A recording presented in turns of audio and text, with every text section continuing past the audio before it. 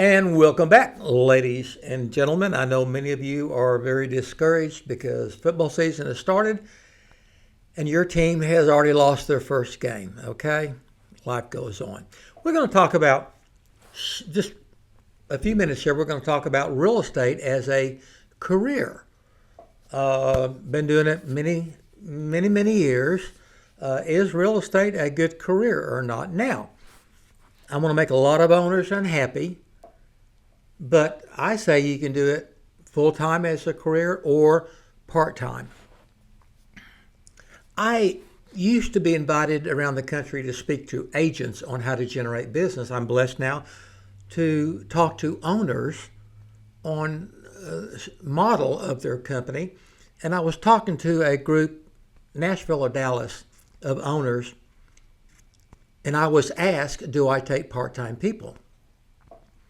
And I turned it around. I said, those of you who take only full-time agents, raise your hand up, and 70% of them did. And I understand the commitment and the importance of having people that know what they're doing. But then I said, those that raise your hand up, tell me if your bottom quartile does less than 10 transactions a year. And they all raised their hand up. And so I said, so you're telling me you're okay with a full-time person doing 4 or 5 deals a year, but you don't like my part-time person that does 30 or 40 deals a year. My thing is honesty. Can I trust you? Quality. I've said for 10, 15 years now, I put quality over quantity. If you're honest and I can trust you, and I've got several companies, different companies, but my real estate franchise, my main thing is honesty. And I've got some amazing part-time people that fit this in their lifestyle. As long as they're honest and everything, I'm fine with it. So I think you can do it part-time for income or full-time. Now let's first start off with the bad things. There's only 3 things that come to my mind.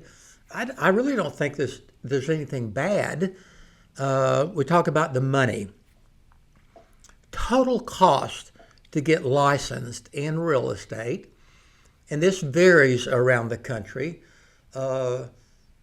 In Louisiana, I'm going to say ballpark $1,000 to $2,000 total to get legal licensed in real estate. Now, that's on the basis of going to an online school, not taking a live class. Live classes are great. The online classes are much less expensive, but I'm going to say $1,000 to $2,000 for the class, take the test, and then joining the local boards and errors and omissions and all the stuff you have to do. Now, some areas of the country, it's probably $2,000 to $3,000, but still, that amount of money. Hey, you know what it costs to be a licensed massage therapist? Or anything else. It costs a whole lot more. But there is expenses, and there's some expenses monthly and renewals. But to me, if you're actively doing some real estate, it's not an issue. Money is not an issue. And your money goes out in 3 stages. I tell people, if you think you really would like to pursue a career in real estate, then take it one step at a time. Go to the school, pass the school test, go take the examination wherever you have to go, whatever city. Pass that, then you can typically do a couple different things. You can say, okay, I did all that, got it out of the way, I'm not ready right now, so you want to go inactive? And go inactive and wait until you're ready to go. You can go ahead and jump in and do it. There are other companies. I've got another company, it's a referral company where people can go in, it's very inexpensive and get paid for referrals. So your money goes out in 3 stages. The money side, commissions. Real estate is paid on commission, so you only get paid when you close a transaction. That's kind of common sense. The only other thing I can think of negative, there's some stress, okay? You have a buyer and seller, you've contract, they're ready to close it, you've got it set up for closing that day, and all of a sudden, the sellers have already packed up, U-hauled, moved out, And all of a sudden your buyer says, we've thought about this and we've changed our mind. Okay, there is stress in real estate, but there is stress. Tell me that you have not had stress in your life, okay? If you run it right, do it right, and you're honest and you're trained and you learned, you can handle that.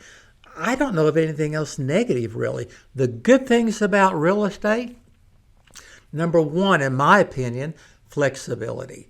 It gives you flexibility in your life. I don't know how many people have joined my company because they've got kids and school and cheerleading and football and all that, and they need the flexibility. Guys like to hunt and fish and everything, so it gives you flexibility in your life. You control how much you want to do and how often you want to work.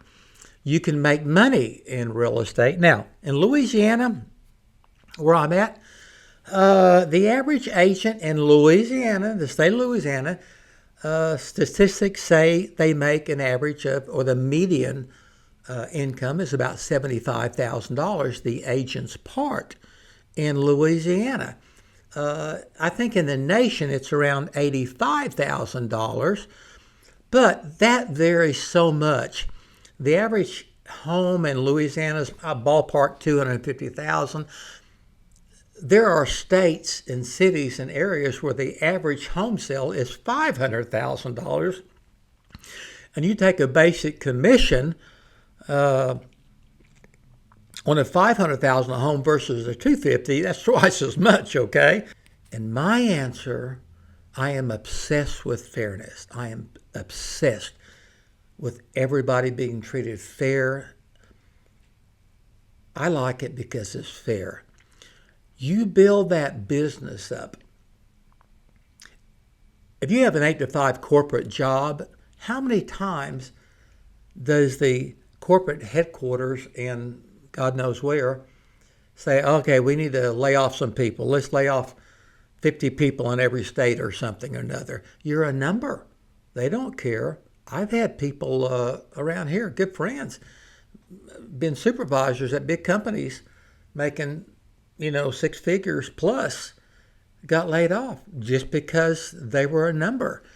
Real estate is fair. You build that business up. Now, the company you're with, we like to think our company, our training, our support, our reputation has helped build that business for people. But you build that business up, other owners will disagree, but I say that's your business. You own that business. If you decide to open up your own company or you move to another company, those buyers and sellers stay with you. They know you. So you build that up. You can't be laid off. You can be fired, but you go somewhere else and you take those buyers and those sellers with you. If somebody leaves my company, I say take your active listings with you, close out your pendings. Let's be happy, okay? Move on. I like it because it's fair. Another reason I think is the ability to help people, the passion to help people. I can tell you story after story after story where people were crying at closing. I was the number 1 agent in our market for years, number 3 in Oklahoma City. And the times that I went to closing and people cried because they got a house and it was their dream. Now, you got a corporate deal where the people are CPAs or a banker or they're whatever. It's business, okay? But the ability to help people, to take care of people. I went to a church some time ago for a certain event, and a couple came to me and said, you don't remember me, but 100 years ago, you got us in a house when nobody else could do it. And I looked at them, I said, what's the name? I said, it was a VA loan, wasn't it? They said, yes. And I said, I remember because I lost a lot of money on you making all that work. But they just hugged me and thanked me for getting me the passion. And let's be honest, 90%, in my opinion, I think statistically, 90% of all millionaires, I think I said this on my last podcast, 90% of all millionaires did it through real estate. Maybe not just real estate, but real estate had a very big part of them becoming millionaires.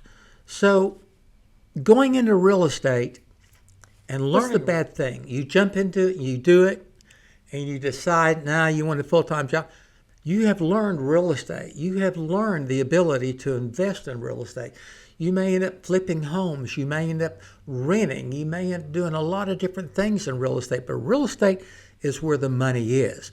So to me, there's no really downside. Now, you don't want to go into real estate full-time if you're a single mother or father supporting 2 or 3 kids.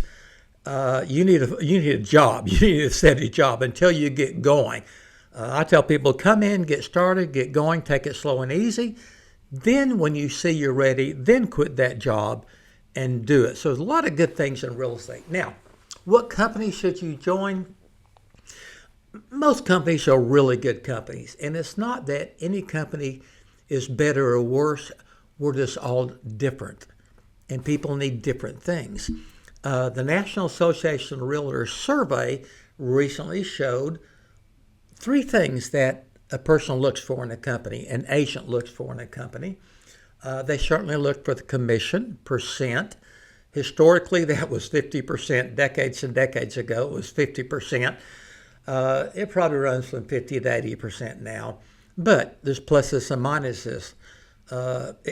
Commissions, expenses, what does that company charge in expenses, and then support. Now, I think the survey shows the number one thing that people look for in a company is support. I value that. I'd like to think if you ask anybody in my company, 120 agents, why they're here, they're going to say support. All of our training is free, everything we do, but I almost resent that because I pay a high commission, low expenses. But if you're going into real estate, interview 2 or 3 companies. Make sure you understand what the commission options are, expenses options are, and what it's going to take to get you trained. I don't want anybody that doesn't go through training and learn the legalities and the ins and outs of real estate. Now, your real estate school, the first step of going through the school, that real estate school is not going to teach you anything about a career in real estate. That real estate school is structured to protect the public. Laws, rules, regulations. We're not lawyers, we're not attorneys. So the real estate company you join has got to teach you the ins and outs of real estate.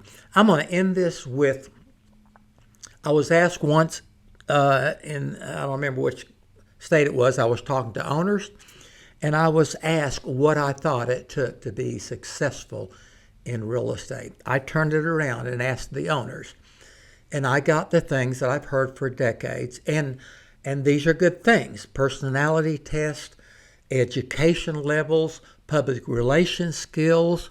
Those are all good things. I can tell you, this is personally my opinion, to be successful in real estate, and I'm not so sure this is not true in sales and most all employment opportunities. I say you have to have 3 things to be successful in real estate. You have to be honest, you got to have work ethics, and you got to have a passion to help people. You got to want to help people above and beyond that commission. All right? Now, I always do an extra. My extra, you can click on here. A song I wrote some years ago, I think is one of my best songs, was recorded by a very good friend that I value, Lisa Lee Pfeiffer. Great, great singer. Recorded it face to face. God bless you.